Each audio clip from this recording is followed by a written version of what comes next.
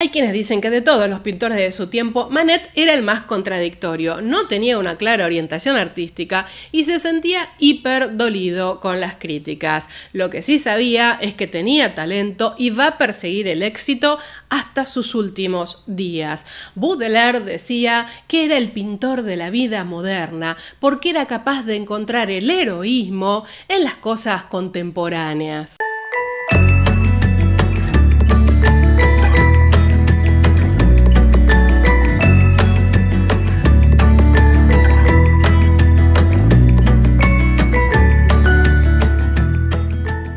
Les doy la bienvenida un viernes más y hoy tenemos un caso muy particular. A ver, Edouard Manet es un pintor hiper famoso, muy asociado con el impresionismo, aunque no se considerará ni será impresionista según sus propias palabras. Pero no es por eso que hoy lo traemos acá, sino por una obra muy particular que inaugura todo un camino que Pierre Bourdieu señalará como revolución simbólica.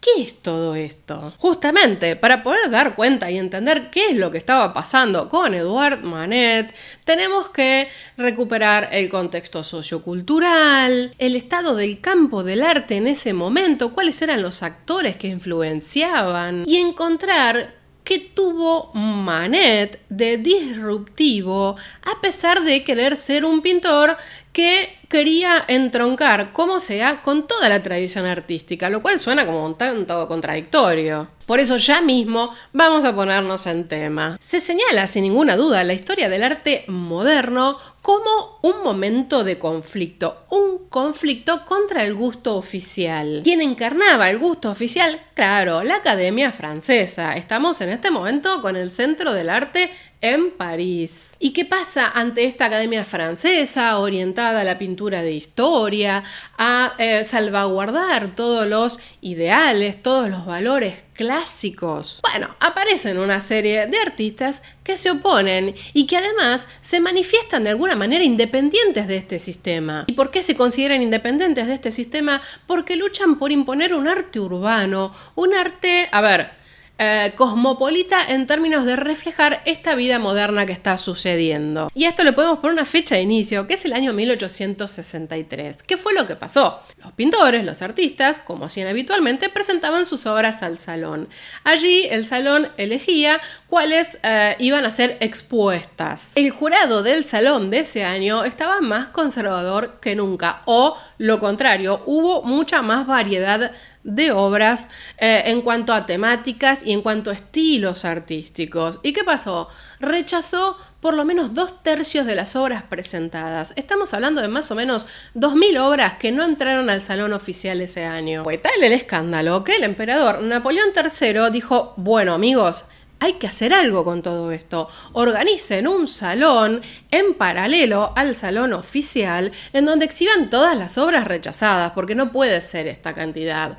Eso se llamó el Salón de los Rechazados. ¿Qué fue lo que pensó Napoleón III? Bastante inteligentemente. Bueno, que el público mismo vaya y vea estas obras y juzgue al jurado que las rechazó. ¿Se imaginan ustedes que esto despertó la curiosidad de todos los parisinos? Con lo cual, el Salón de los Rechazados fue un éxito total. Iba más gente a ver esto que al salón oficial. Según los informes de la época, el primer día hubo 7000 visitantes al Salón de Refuges. Ahora, estos visitantes sabían que tenían que ir a ver, por sobre todas las cosas, una obra. Estamos hablando del Almuerzo sobre la hierba de Edouard Manet, que irónicamente y muy a pesar suyo terminó siendo como el ícono del salón, a pesar de que, claro, ustedes se imaginan, él lo había presentado al salón oficial y fue rechazada. Desayuno sobre la hierba fue una obra definida en esencia por el escándalo, tanto por el rechazo del salón, que dieron sus argumentos, como por los críticos que fueron a verla al Salón de los Rechazados. Y por eso hoy nos vamos a dedicar a esta obra paradigmática, para ir desmenuzando un poco todo lo que implicó. A ver, cuando Manet hace esta obra, él tenía 40 años.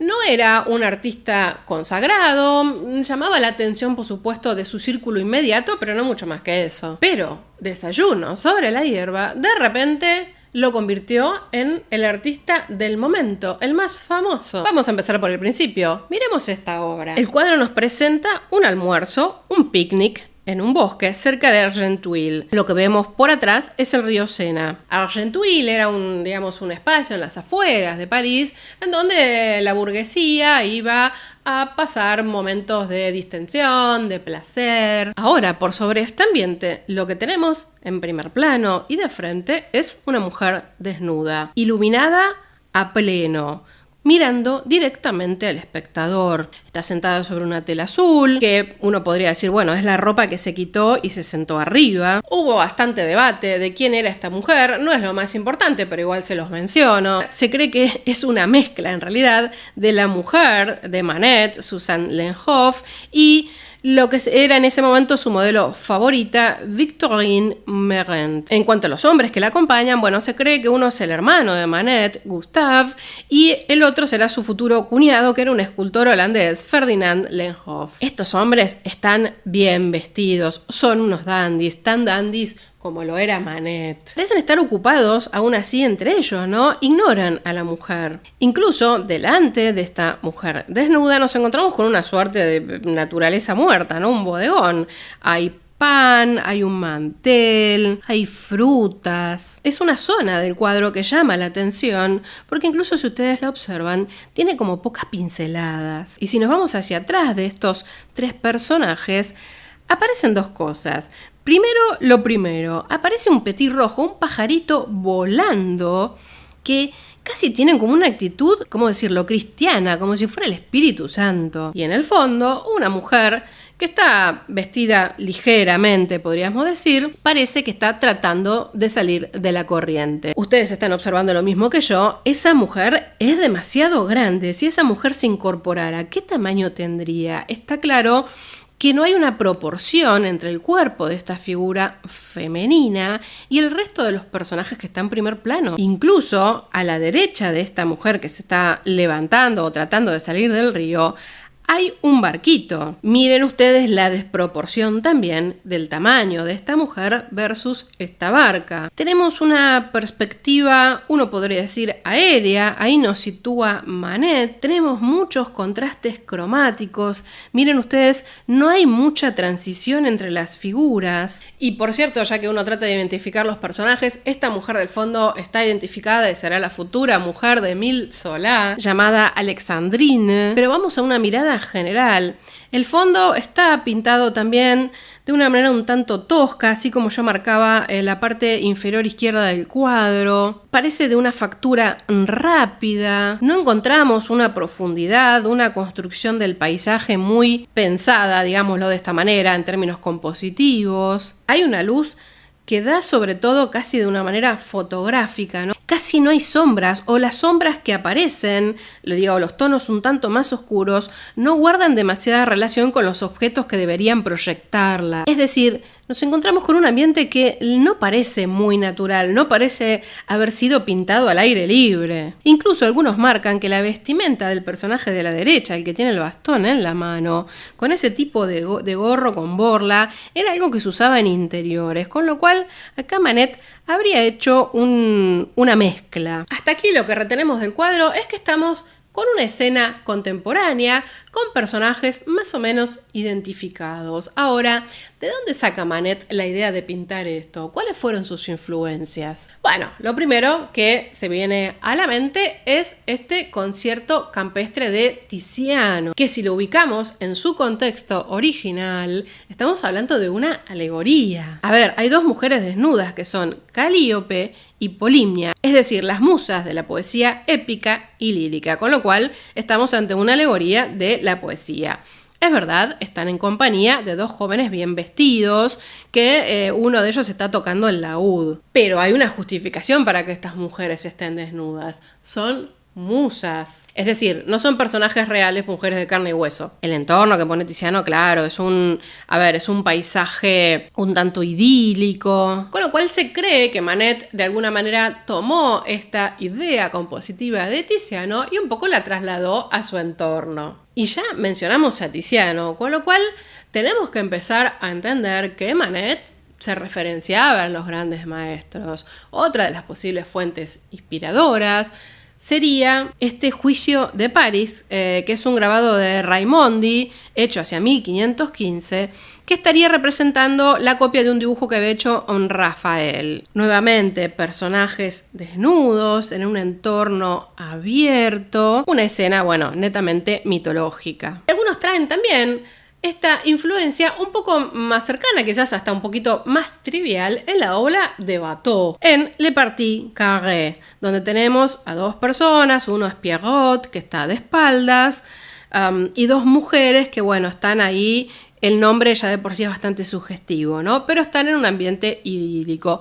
Estas fêtes galantes que inauguró Watteau en el momento del rococó. Ahora, hasta aquí lo que entendemos es que Manet se referencia en los grandes maestros y presenta una obra actualizada, si se quiere, al salón oficial. Lo que entendemos de todo esto es que Manet igual tonto no era. Está rompiendo con toda la tradición clásica de la pintura académica. A ver, tenemos una luz moderna, casi fotográfica, cruda, lo que hace que no use tonos medios, no hay tonos de transición. Las pinceladas son evidentes, no intentó ocultarlas ni por casualidad, algo poco académico, lo cual da la sensación de una pintura como si estuviera inacabada. El desnudo dista bastante de las formas suaves y ondulantes que se podían aceptar hasta ese momento en la academia. El tamaño del cuadro eligió un formato enorme, un formato reservado en ese momento para las grandes pinturas de historia,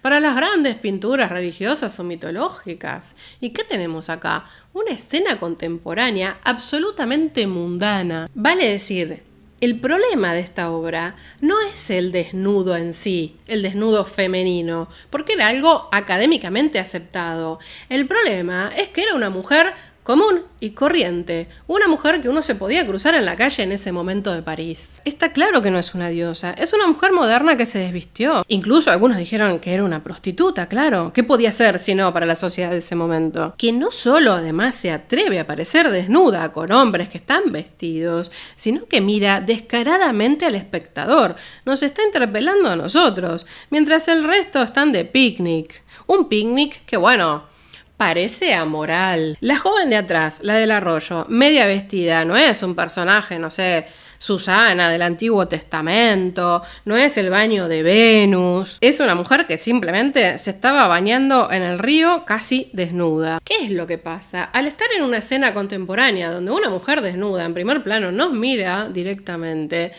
nos está obligando de alguna manera a tomar un partido estético y moral por esa obra. Y era eso lo que le estaba pasando a la sociedad contemporánea que iba a verla. Porque la pose de esta mujer que está atenta al espectador tampoco es una pose erótica, no es algo absolutamente gesticulado. Incluso con el dedo engordo del pie derecho parece un poco estar rozando la pierna del caballero, ¿no? Con lo cual se imaginan el jurado del salón oficial de haber dicho, ¿este señor nos está presentando esto en serio? Y entonces, ¿qué es esta pintura? ¿Cómo la catalogamos? ¿Cómo la catalogaron en su momento? No sabían qué hacer. No es una pintura realista, es una pintura que muestra el artificio de la obra. Personaje fuera de escala, poco trabajo de la profundidad y la perspectiva, pinceladas evidentes. El tema, ¿en dónde la catalogamos? ¿Es un bodegón? ¿Es un retrato? ¿Es una escena de género? Y si es algo de todo esto, ¿por qué tiene el tamaño enorme de una pintura de historia? Y encima de todo eso, para la sociedad de la época,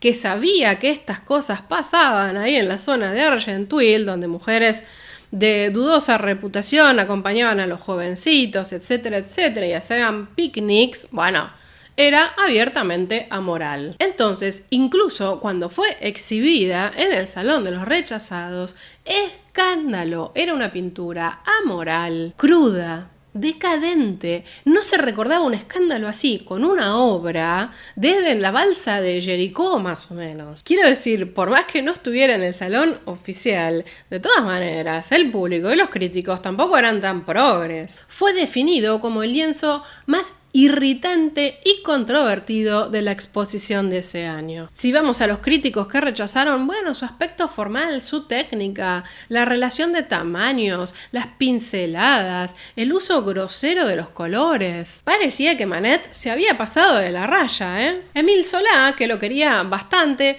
trata, ¿no?, de esbozar una serie de justificaciones, comienza, ¿no?, a hacer argumentos de la importancia del purismo en la pintura, en el sentido de que Manet supuestamente buscaba en esta obra generar efectos plásticos y no necesariamente comunicar un sentido o un significado. Un poco trataba de defender Émile Zola, decir, bueno, esto es color, esto es mancha, esto es forma pura, no hay un sentido, es una obra desexualizada, en el sentido que Manet estaría por sobre la mirada vulgar en esta propuesta, pensando en la formalidad del taller del pintor. Ahora, claro, hay otros críticos como Chesneau que escribieron lo siguiente: su color llamativo atraviesa los ojos como una sierra de acero, sus figuras parecen haber sido cortadas con un puñetazo y tienen una dureza que no es capaz de comprometer. Tiene toda la palatabilidad de las frutas verdes que nunca madurarán. Incluso hay que decirlo en cuanto a la poca profundidad del espacio. Courbet, que no era para nada amigo de Manet, decía algo así como que esta obra, me río, no lo puedo creer, se parecía a una dama del juego de cartas. Claro, hay toda una serie de cuestiones técnicas en este cuadro, con esa luz frontal, que hacen desaparecer el modelado de los cuerpos, de las formas, lo cual, por tanto, elimina toda idealización, y esto los volvía sobre la misma pregunta: si esto tiene algo de realismo y es un picnic en Nasniers o en Argenteuil, ¿por qué esa mujer está desnuda? ¿Estaban pasando cosas turbias ahí? Y de hecho, originalmente, Manet llamó a esta obra Le Partie Carrée, es decir, una denominación para un tipo de juego sexual en grupo. Para ponerle algo positivo a todo esto, es verdad que capturó la atención de un grupo de jóvenes pintores que lo admirarán profundamente y que luego serán llamados impresionistas. Y ahora necesitamos empezar a complejizar la figura de Manet y también el panorama sociocultural para entender por qué esta pintura realmente fue tan disruptiva. Porque uno la mira, claro, hoy desde el siglo XXI y no le parece tan grave. Manet llega a la pintura por descarte. La verdad es que él se había propuesto, de acuerdo un poco también a las imposiciones familiares, hacer otras carreras en las que no le va bien. La verdad es que como le gustaba dibujar y había sido bastante destacado en su niñez y juventud, bueno, toma esto como su nueva vocación. Ahora, ya lo dije antes, Manet era un dandy y él pertenecía a una familia acomodada y nunca pretendió ser algo distinto de eso. Él se quería insertar en el ambiente artístico de la misma manera que estaba inserto en la sociedad. Por lo tanto, él buscaba, la aprobación de la academia y la aprobación del salón. Si pensamos en el panorama cultural del momento, si no te reconocía el salón oficial, no eras nadie en el panorama artístico. Y Manet lo sabía y quería eso. Él se formó con Couture, un pintor profundamente académico y bien posicionado. Thomas Couture era un gran productor, de las obras típicas que esperaría el salón. Esos temas heroicos, antiguos, con acabados suaves, con muchos detalles, con tonos muy transicionados. Y a su vez, Manet fue un gran admirador de los grandes maestros. Viajó por Italia, viajó por el norte, por Holanda, viajó por España. Gran admirador de Giorgione y de Tiziano, claro. Gran admirador de Frans Hals. Gran admirador de Velázquez y de Goya. Y de hecho lo podemos ver en las inspiraciones que tuvo esta obra. Y además también en la inspiración de la pincelada, ¿no? El Velázquez maduro, Hals maduro, esas pinceladas largas y evidentes. Mismo Fragonard o Bouchard durante el Rococó. Claro, para lo que era la academia en ese momento, no dejaban de ser referencias bastante toscas. A lo que quiero llegar, contraponiendo esta trayectoria y estas admiraciones o influencias, es que Manet tampoco era un completo rebelde. Él quería entroncar en la tradición. Pero claro, la tradición valorada en su momento, ¿cuál era? tonos neutros, grandes historias, lo cual había llevado a que la mayoría de los artistas terminen como encorsetados, ¿no? Si se salían de eso, no eran aceptados por la academia y por el salón, con lo cual no tenían forma de vivir como artistas. Y esto había llegado a un punto extremo. Y comienza entonces una suerte de rebeldía, pero una rebeldía por dar un paso más allá y actualizar esta mirada académica. De hecho, se cuenta, ¿no?, que Manet, cuando estaba estudiando en el taller de couture, que incluso está documentado, cuando estaban los modelos haciendo así como grandes poses heroicas, Manet les decía: ustedes cuando van al mercado a comprar Rabanne tienen la misma postura constreñida, actúen de manera natural. Y además también están documentadas sendas discusiones con couture respecto de el uso transicional del color. Incluso hay que decirlo, más allá de que se formó 6 años con él, también acudió a la más liberal Academia Suiza, en donde se formaban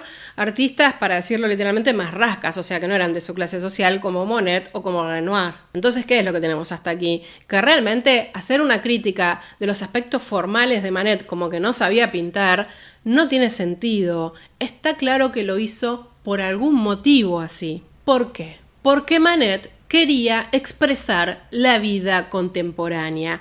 Para él, ese era el paso que necesitaba dar la pintura. De hecho, hay que decirlo, el primer cuadro que él presenta al salón, que fue El bebedor de absenta, ya había sido rechazado. ¿Por qué? Porque había pintado al vagabundo del pueblo tomando absenta. Quiero decir, alguien que todo el mundo conocía, que te lo cruzabas. De hecho, su tutor le dijo: aquí el único bebedor de absenta que hay es la persona que ha pintado esto. Y Manet respondió: yo ya no quiero pintar cuadros clásicos, quiero ser un artista moderno.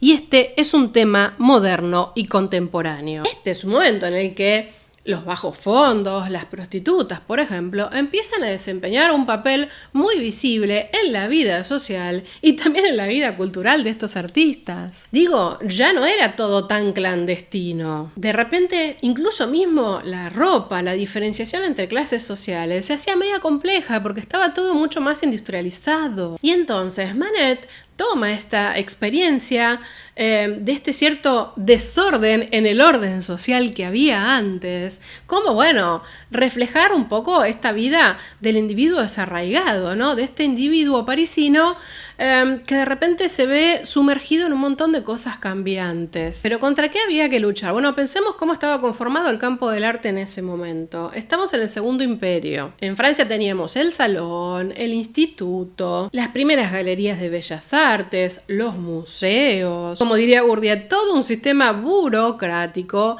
que lo que hacía era gestionar el gusto del público. Esto es lo que se debe ver. Y eso era lo que se premiaba, sino que significaba el premio de Roma. Este, digamos, regalo, entre comillas, o este premio que vos obtenías cuando presentabas obras que te becaban para ir a formarte en Italia. Bueno, claro, se sancionaban las producciones que iban de acuerdo al gusto que se quería imponer. Y la vida de la formación del artista, ¿cómo era en el taller? Era un sistema absolutamente jerárquico. Incluso hay registros, ¿no?, de los ritos iniciáticos de los primeros alumnos que tenían que llevar budines y cosas para tomar y demás. Eran los que tenían que pagar todas las meriendas, ¿no?, de la entrada al taller. Piensen que en las academias había entre 18 y 20 y pico de alumnos normalmente, que estaban desde las 8 o 9 de la mañana hasta las 4 de la tarde como mínimo. Y de hecho había un alumno que era el más aventajado, que se denominaba Massier, que era el que controlaba, ¿no?, lo que hacían todos los otros. Quiero decir, elegía el tema, el punto de vista, todo lo que el resto de los menos aventajados tenían que hacer. Incluso estas distancias jerárquicas entre alumnos definían cosas como, por ejemplo, cuán cerca podías estar del modelo o no para pintarlo. Y los grandes maestros pasaban una vez por semana, revisaban, toqueteaban todas las obras y sentenciaban, ¿no? Eran como, hay muchas caricaturas de la época, ¿no?, que lo muestran a Gérôme y a tantos otros, ¿no?, cuando hacen sus correcciones como esos grandes maestros. E incluso siempre se relata de Gérôme, ¿no?, que para él lo primero que le decía a los alumnos era el imperativo de la limpieza. Si no eras prolijo, si no limpiabas el pincel, si todo no estaba en un riguroso orden, eras prácticamente amoral. Entonces, esto nos permite llegar a lo que mencioné inicialmente cuando Pierre Bourdieu habla de una revolución simbólica. ¿por qué este cuadro fue revolucionario? Bourdieu dice, las revoluciones simbólicas son difíciles de comprender. ¿Por qué? Porque en la medida en que existieron y fueron exitosas, son parte de nuestro bagaje cultural. Entonces, no nos llama la atención, no vemos algo disruptivo acá. ¿Qué es lo que nos sucede cuando vemos esta obra? Es decir, en el momento en que son exitosas, se convierten en parte de nuestro mundo social y nos parece como muy obvio, son nuestras categorías de percepción. Y entonces lo voy a citar a Bourdieu porque él plantea lo siguiente sobre el almuerzo sobre la hierba. Es evidente que al proyectar una obra banal y banalizada, se la puede encontrar en cajas de bombones y es seguramente la obra más comentada después de la Gioconda, es decir, la más vista y por lo tanto no vista, tengo una intención un poco loca, que es la de permitirles reencontrar el sentimiento de escándalo que esta obra banalizada pudo provocar.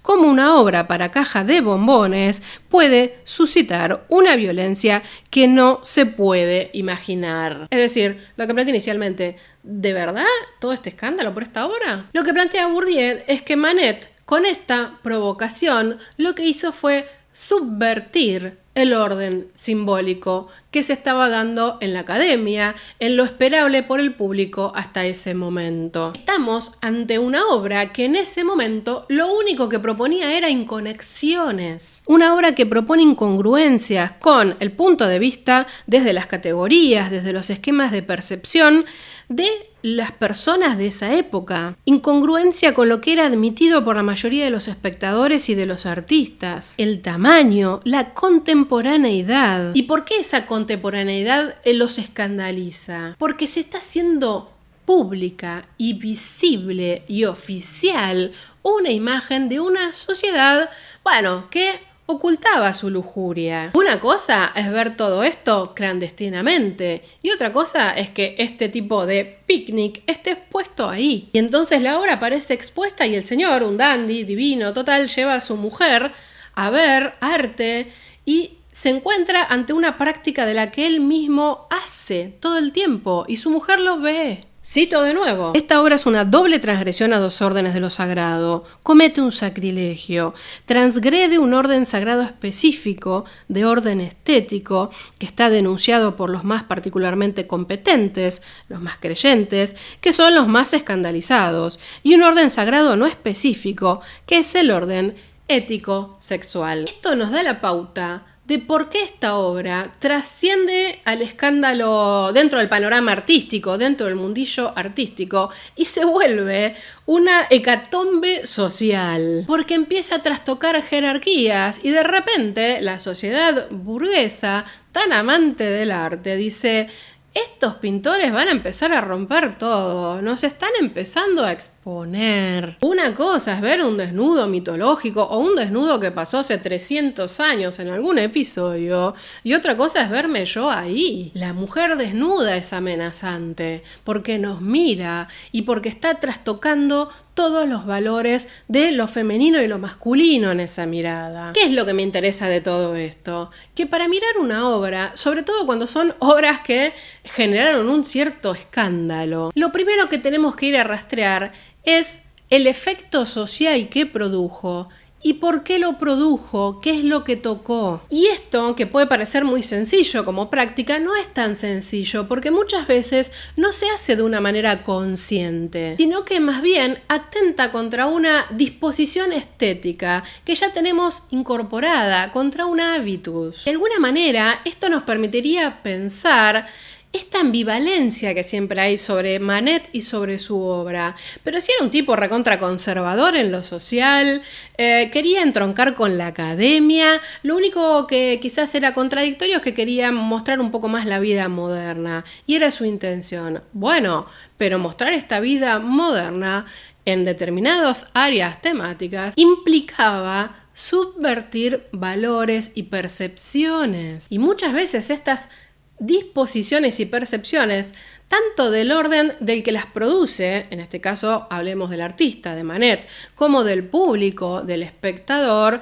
se ven, tocadas, se ven provocadas sin que uno se dé cuenta. Se da cuenta cuando uno está enfrente de la obra. ¿Por qué? porque cuando estoy delante de la obra me frustro, no era lo que yo esperaba. Y esto, por supuesto, es absolutamente difícil también de controlar por el artista, en el sentido es que él quiere provocar un cambio, provoca con los aspectos formales, pero quizás también se le fue un poco de las manos. Bourdieu dice, ¿no? La comunicación entre una obra de arte y su espectador a veces es más una comunicación inconsciente. Pasa mucho menos por la conciencia hasta que de repente aflora y se explica, por un rechazo o por una aceptación, por supuesto. Y última cita, porque me parece que vale la pena y lo explica mucho mejor. Esta estética del efecto que yo propongo es pues completamente compatible con una estética disposicionalista, en la medida en que el análisis de la reacción suscitada por los efectos de la obra de arte permite captar lo implícito y el inconsciente que el artista, los críticos y el público tienen parcialmente en común. Es decir, lo que se puede llamar el sentido común de una época. ¿Qué hicimos entonces hasta aquí? De lo particular de una obra, llegamos a una construcción de un cierto sentido admitido que se ve trastocado en este momento. ¿Y qué empieza a suceder? Que mientras Manet era profundamente atacado y se le decía de todo, empiezan a aparecer los imitadores, ¿no? Aquellos que aprovechan la movida y más suavemente se van instalando, porque todas las miradas están sobre el herético, ¿no? El que provocó la ruptura. ¿Y qué pasaba con Manet? Que él de alguna manera quería provocar reacciones, era consciente de que haciendo determinadas cosas en sus obras iba a tratar de forzar esta mirada del artista contemporáneo que él quería, pero también se frustraba porque lo destrozaban y porque no lograba, ¿no?, entroncarse en toda esta tradición artística que él buscaba. Aún así hay que decirlo, nunca dejó de buscar la colisión, ¿no? Él siempre se definía como un republicano de izquierda, que incluso terminó mandando al salón un retrato de uno de los héroes de la Comuna que fue condenado en el exilio. Quería estar entre los grandes, quería ser un revolucionario, pero no se consideraba un revolucionario. Quiero decir, para mí, para definirlo yo, diría, él quería triunfar en lo establecido, pero con sus propios códigos. Y ya para cerrar la entrada de hoy, en la que tuvimos mucho más foco casi en la sociología del arte de Pierre Bourdieu, me interesa redondear alguna idea. Uno puede pensar el almuerzo sobre la hierba como una obra concreta, fechada, hecha por un sujeto histórico real llamado Edouard Manet, o la puede pensar desde el punto de vista sociológico como una obra hecha por un sujeto, con determinadas disposiciones, con determinados esquemas perceptivos, con determinados hábitos, que realiza acciones dentro de un campo, en este caso el del arte. Aclaro igual, no significa que este sujeto, Manet, no estuviera dotado de inteligencia, de capacidad, de intenciones, pero también hay por debajo de todo eso disposiciones. Para salirnos un poco ya de la teoría y volvernos a la parte de la historia y más de la anécdota, si ustedes creen que Manet, a pesar de sufrir muchísimo las críticas, la verdad es que la pasaba muy mal, hasta Baudelaire lo reta en un momento, ¿no? Quiero decir, si ustedes creen que por esto Manet cede en sus intenciones, están muy equivocados. Al año siguiente, él presentará al Salón Oficial la Olimpia. Pero eso es otra historia y es una historia muy, muy interesante, porque incluso, se los anticipo y se los dejo ahí colgando, por error fue aceptada en el salón. Y cuando digo por error es por error. Si quieren que hablemos de la Olimpia de Manet, me lo hacen saber en los comentarios, me acompañan con un like, les dejo mis contactos y espero que esta mirada sobre una obra que es muy importante en la tradición, de alguna manera, de la historia del arte, les haya aportado algo nuevo. No olviden de suscribirse, les dejo los datos de la página web por si quieren también registrarse allí para recibir las invitaciones. Nos vemos entonces la próxima semana. Adiós.